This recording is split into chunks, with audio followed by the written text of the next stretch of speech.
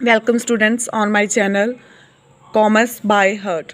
आज से मैं अपना कॉमर्स बाय हार्ट के नेम से चैनल जो है यूट्यूब पर स्टार्ट किया है मैंने। सबसे पहले मैंने डाटा इंटरप्रिटेशन जो है ना उसके वीडियोस जो स्टार्ट की है। डेली मैं PYQ ऑफ डाटा इंटरप्रिटेशन की लेकर आऊँगी। डेली एक PYQ मैं आपको करवाऊँगी डाटा इंटरप्रिटेशन का, क्योंकि मैंने ये जज किया है कि मतलब बहुत मोस्टली स्टूडेंट्स जो है ना वो डाटा इंटरप्रिटेशन से बहुत डरते हैं। डाटा इंटरप्रिटेशन से बहुत डरते हैं। उनको ऐसे लगता है कि जो NTA का एग्ज़ाम है, पेपर फर्स्ट का एग्ज़ाम है, जो उसमें जो डाटा इंटरप्रिटेशन आता है वो सबसे टफ़ पार्ट है। बट ऐसे नहीं है। ये अगर हम रेगुलर इसकी प्रैक्टिस करेंगे, इसीलिए मैंने ना डेली जो है डाटा इंटरप्रिटेशन का PYQ मैं लेकर आ रही हूँ।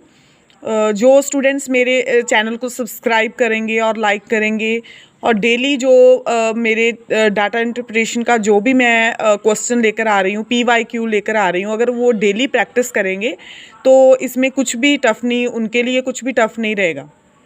तो आप मेरे चैनल को सब्सक्राइब करिए, लाइक करिए, ताकि आपको अगर मैं कोई भी PYQ लेकर आती हूँ डाटा इंटरप्रिटेशन का तो आपको पता चल जाएगा। तो आप डेली इसकी प्रैक्टिस करना, तो आपके लिए कुछ भी ये डाटा इंटरप्रिटेशन है ना बिल्कुल टफ़ नहीं आपको लगेगा।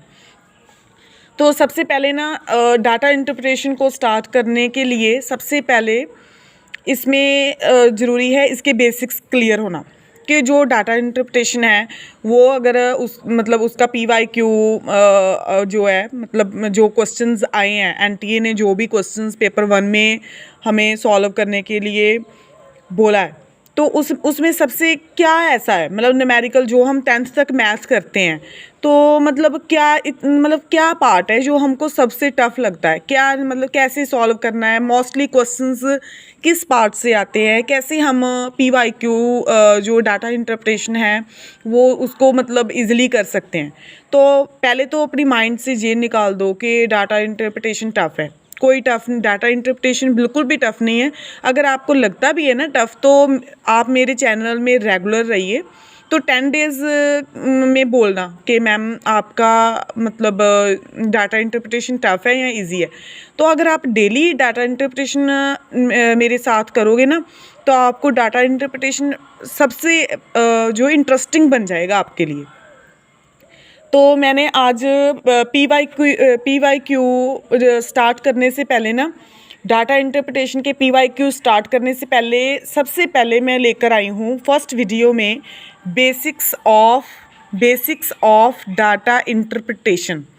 Basics of data interpretation that means के डाटा इंटरप्रिटेशन में सबसे जो जिसकी नीड है, तो किसकी नीड है। अगर आपको इसके कॉन्सेप्ट्स नहीं क्लियर तो आज आप मेरे साथ क्लियर करिए। सबसे पहले डाटा इंटरप्रिटेशन के सम को सॉल्व करने के लिए सबसे पहले हमको नीड है एवरेज की। हमको पता होना चाहिए कि एवरेज क्या होता है, कैसे है एवरेज कैसे निकालते हैं। जैसे हमने कुछ डाटा लिया, जैसे मैंने एग्जांपल को आपको समझाने के लिए 10, 20, 30 एंड 40 लिया। ठीक है, ये कितने हैं, जैसे हम काउंट करते हैं 1 2 3 4। ओके, ये 4 है तो हमने 4 लगा लिया। अगर 1 2 3 है तो हमने 3 लगाएंगे। इसको प्लस करेंगे, प्लस करके इसको डिवाइड किया तो ये एवरेज हमारी जो है वो निकल कर आ जाती है कि एवरेज क्या है। कि अगर मोस्टली जैसे डाटा दिया हुआ है तो उसकी एवरेज क्या है। अगर आपको डाटा इंटरप्रिटेशन के क्वेश्चन में एवरेज पूछी है तो आप जो भी जिसकी भी एवरेज पूछी होगी तो आप उस डाटा को लेना है और उसकी एवरेज जो है निकाल कर डिवाइड करके उसकी एवरेज निकाल देनी है। ठीक है, फर्स्टली तो बेसिक्स में एवरेज आती है। ठीक है, सेकेंडली इसमें एवरेज एंड रेशो। ठीक है, सेकंड जो है वो है रेशो कि मैंने फर्स्ट वाली एग्जांपल ही ली है, मैंने डाटा कोई चेंज नहीं किया। तो जैसे रेशो हम निकाल रहे हैं, रेशो किसकी निकाल रहे हैं, C to B। C कितनी है हमारी 30 और B कितनी है हमारी 20। ओके, B 20 है तो हमने क्या किया, इसकी कटिंग कर दी, 0 से 0 कट कर दिया, तो हमारी रेशो क्या आ गई 3:2। दैट मीन्स हमने क्या किया कि सी का रेशो किसकी निकालनी थी, रेशो निकालनी थी C/B। तो हमने पहले सी को लिया फिर बी को लिया, और पहले सी का डाटा कितना था 30 और बी का डाटा कितना था 20। इसको कट किया तो रेशो कितनी आ गई 3:2। इसकी रेशो 3:2 आ गई। अब कभी मतलब ऐसे जब क्वेश्चन आते हैं ना, तो क्वेश्चन में लिखा होता है कि मतलब सबकी निकालो, जैसे कि बी फ्रॉम ऑल, कि बी के साथ सभी की रेशो निकालो।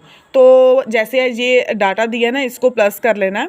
तो जब हम इसको प्लस करते हैं तो क्या आता है 100, ये ऑल का है कि बी फ्रॉम ऑल। और बी कितनी है, बी हमारी है 20, बी हमारी 20 है। और अगर इस डाटे को हम प्लस करते हैं तो 100 आता है, 100 मीन्स ऑल, ठीक है।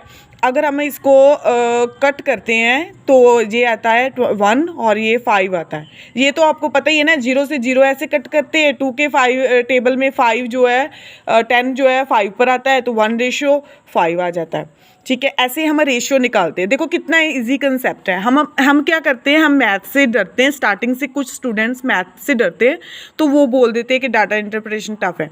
पर हमने कितने टफ सम किए हैं कि tan थीटा, बहुत टफ सम हमने सॉल्व किए। तो ये तो कुछ भी नहीं है। आप डेली रेगुलर मेरे साथ मेरे चैनल को सब्सक्राइब करिए और डेली मेरे साथ प्रैक्टिस कीजिए, और आपको ये डाटा इंटरप्रिटेशन बहुत ईजी लगेगा। सबसे पहले मैंने क्या आपको बताया, एवरेज। सेकेंडली मैंने क्या बताया, रेशो क्या C/B। और मतलब क्वेश्चन में पूछते हैं, ऐसे क्वेश्चन में पूछते हैं कि इसकी रेशो बताओ और इस डाटा की बताओ। कभी ईयर बताए होते हैं, कभी डेज बताए, कुछ भी ऐसे दे देते हैं। मैंने तो एग्जांपल के लिए जैसे इसको C/B,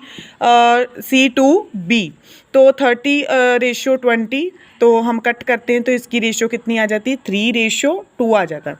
और बी फ्रॉम ऑल अगर आप बोलते हैं तो बी की रेशो लेंगे, और ऑल की रेशो इस डाटे को प्लस करेंगे तो ऑल की रेशो आ जाएगी, कट करके 1:5 आएगा। ओके स्टूडेंट्स, नेक्स्ट है हमारा परसेंटेज। ओके, परसेंटेज में क्या पूछते हैं कि A what percentage of D, A what percentage of D. तो ए कितना है हमारा, ए हमारा 10 है, ए हमारा 10 है, डी हमारा 40 है। तो हम क्या करते हैं 10, हम क्या कर रहे हैं परसेंटेज। जब भी हम परसेंटेज सॉल्व करते हैं ना तो 100 तो आना ही आना है। ओके, एंड बोला क्या है कि A what percentage of D, then हमारी ए कितनी है 10 है और डी कितनी है 40। अगर हम इसको कट करते हैं 100 के साथ, कट करके इसको डिवाइड करते हैं तो कितने परसेंटेज आता है 25%। ओके, नेक्स्ट है B what percentage of D, कि बी जो है वो what percentage of D, B की परसेंटेज कितनी है 20, डी कितना है 40, तो कितना आएगा 20/40 मल्टीप्लाई 100। जब हम इसको कटिंग करेंगे तो कितना आएगा 50%। ओके, रेशियो में परसेंटेज में तो इतना ही आता है। परसेंटेज में मतलब एवरेज में रेशियो में यही आता है। और परसेंटेज में फर्स्ट कंसेप्ट ये हो गया ना, मैंने क्लियर करवा दिया ना आपको। और सेकेंडली ये आता है कि व्हाट परसेंटेज इंक्रीज और मोर। मोस्टली ना क्वेश्चंस में ऐसे लिखा होता है कि कितने परसेंट इंक्रीज़ करेगा, जब मोर कितने मोर, ये कितने परसेंट है, इससे ज़्यादा है, कितने परसेंटेज इंक्रीज़ कर रहा है। तो उस क्वेश्चन में जब हमारे क्वेश्चन में दिया होता है ना कि व्हाट परसेंटेज इंक्रीज़ और मोर, देन हम क्वेश्चन में बताया होता है कि किसका इंक्रीज़ और मोर का कैसे सॉल्व करना है। तो मतलब मैं तो एग्जांपल के अकॉर्डिंग बी टू डी ले रही हूँ। तो बी क्या है 20 है, डी कितना है 40 है। तो इसमें ऐसे होता है कि जो अगर हमको इंक्रीज़ बोला है ना तो हमने डिक्रीज़ वाला मतलब लेस वाला डाटा यहाँ लेना है। जैसे बी कितना था 20 और डी कितना था 40, तो हमें इंक्रीज़ बोला है तो लेस वाला डाटा जो 20 है वो हम यहाँ लिखेंगे, नीचे भी हम लेस वाला डाटा ही लिखेंगे। और 40 डी जो है वो 40 है, बी हमारा 20 है, लेस हम इंक्रीज़ और मोर कर रहे हैं।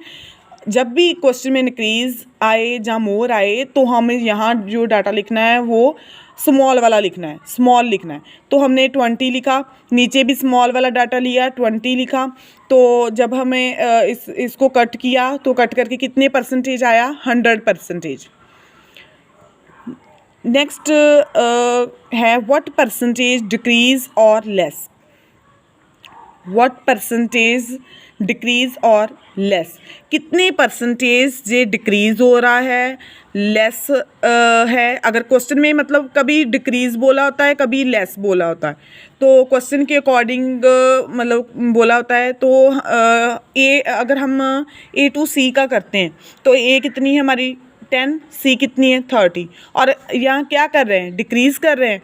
तो डिक्रीज़ में हम क्या लेंगे, बड़े वाला डाटा लेंगे। तो A 10 है, C 30 है। दैट मीन्स हम क्या करेंगे, जहाँ भी 30 लिखेंगे यहाँ भी 30 लिखेंगे, बिकॉज ये डिक्रीज़ है ना और ये लेस है। तो इसलिए हम जो बड़ा वाला डाटा है ना वो लार्ज वाला है, जो वो 30 और 30 लिखेंगे, ठीक है। और 10 - 30 अगर करते हैं तो 20/30 पर आपको पता ही है कि हम क्या कर रहे हैं, हम परसेंटेज निकाल रहे हैं। तो परसेंटेज में यहाँ भी 100 लगा, यहाँ भी 100, यहाँ भी 100 और यहाँ भी 100 लगा, मतलब कि परसेंटेज में 100 तो आना ही है। तो हमने जो माइनस किया 20/30 कटिंग किया, तो इसका कट करके 200/3 66.6% जो है हमारा आंसर आ गया। ठीक है स्टूडेंट्स, कुछ भी टफ था इसमें? आप आज से आपका जो डाटा इंटरप्रिटेशन का जो भी मतलब स्टार्ट हो गया। तो हाँ, आज हम बेसिक्स से कर रहे हैं, बेसिक्स ऑफ डाटा इंटरप्रिटेशन। तो जो भी स्टूडेंट्स मेरे स्टार्टिंग से चैनल देखेंगे तो प्लीज़ पहले बेसिक्स क्लियर करना डाटा इंटरप्रिटेशन के, फिर रेगुलर डेली जो मेरे PYQ आएंगे डाटा इंटरप्रिटेशन के, उसको रेगुलर 1 PYQ भी अगर आप करोगे ना, रेगुलर करोगे, तो आप 10 डेज़ में आपने मुझे खुद बोलना है कि मैम डाटा इंटरप्रिटेशन तो बहुत इजी है। और बहुत सारे यूट्यूब पर मैं भी आप बताऊंगी, जब आप चैनल सब्सक्राइब करोगे, लाइक करोगे चैनल्स में मेरे चैनल को, तो मैं आपको बताऊंगी कि मैं किस एजुकेटर से इंस्पायर हूँ, मोटिवेट हूँ। मैं भी किसी से इंस्पायर हूँ, तो मैं अपना यूट्यूब चैनल पर लेकर आ रही हूँ आपके लिए वीडियोस। तो कॉमर्स, मेरा स्ट्रीम कॉमर्स है, तो मैंने अपने चैनल का नाम कॉमर्स बाय हार्ट रखा। तो कॉमर्स की दिल से हम जो भी हैं करेंगे कि वीडियोस जो भी है कि आपके लिए कोई भी प्रॉब्लम ना हो। तो आप मेरे चैनल को डेली PYQ को करने के लिए मेरे चैनल को commerce by heart my channel आज से मैं स्टार्ट कर रही हूँ। तो प्लीज़ आप मेरे चैनल को सब्सक्राइब करिए, लाइक करिए। और आप अगर सब्सक्राइब करेंगे, लाइक करेंगे, तो हमें और मोटिवेशन मिलती है कि हमारे स्टूडेंट्स देख रहे हैं, जिनको रियलिटी में स्टडी करनी है, जो रियलिटी में जो PYQ डेली जो भी है NTA का एग्ज़ाम जो पेपर 1 की प्रेपरेशन कर रहे हैं, तो उनके लिए अगर हम कुछ हेल्प कर सकते हैं, तो मतलब आप हमें हमारे चैनल को सब्सक्राइब और लाइक करेंगे तो हमारा मोटिवेशन बढ़ता है।